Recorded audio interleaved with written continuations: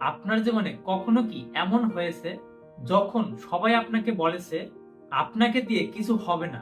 আমার সাথে এমনটা হয়েছে। এই কথাটা যে কারো স্বপ্ন ভেঙে দিতে পারে। কিন্তু আজ আমি আপনাকে একটা গল্প শোনাবো যা প্রমাণ করে হার না মানাই আসল জয়। রাহাত নামের একজন মানুষ ছিলেন। চাকরির জন্য চেষ্টা করেছিলেন, হয়ে ওঠেনি। ব্যবসা শুরু করেছিলেন, ব্যর্থ হলেন। চারপাশের মানুষ হাসাহাসি করলো, বলল আপনাকে দিয়ে কিছু হবে না। প্রতিদিন ব্যর্থতা তার সামনে দেয়াল হয়ে দাঁড়িয়েছিল।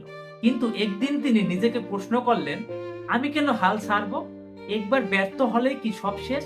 তখন তিনি ভেবেছিলেন ব্যর্থতা হলো কিন্তু শেষ নয়, বরং ব্যর্থতাই হলো শেখার সুযোগ। তাই রাহাত খুঁজে বের করলো তার ভুলগুলো। চাকরিতে কেন ব্যর্থ হলেন, ব্যবসায় কোথায় ভুল করেছেন, সব বিশ্লেষণ করলেন। তিনি নিজের দক্ষতা বাড়াতে লাগলেন, নতুন জ্ঞান অর্জন করলেন, সময়কে কাজে লাগালেন। প্রতিটি দিন ছিল নতুন শেখার দিন। অবশেষে তিনি আবার চাকরির জন্য আবেদন করলেন, এবার সফল হলেন। এরপরে প্রতিটি পদক্ষেপ তাকে আরো শক্তিশালী করে তুলল। তিনি আবার ব্যবসা শুরু করলেন, এবার পরিকল্পনা করে, সতর্ক হয়ে, প্রতিটি পদক্ষেপ ভেবে ভেবে।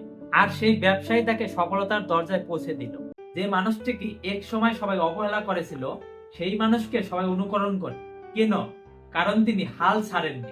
এভরিওয়ান, জীবনে সফলতা হলে তিনটে জিনিস প্রয়োজন: ধৈর্য, পরিশ্রম আর বিশ্বাস।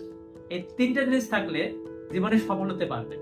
আপনার জীবনে যতই ব্যর্থতা আসুক, মনে রাখবেন হার মানবেন না। কারণ আপনার আজকের কষ্টই আগামী দিনের জয়। সবাই ভালো থাকবেন। দেখা হবে পরে অন্য কোনো ভিডিওতে। ধন্যবাদ সকলকে।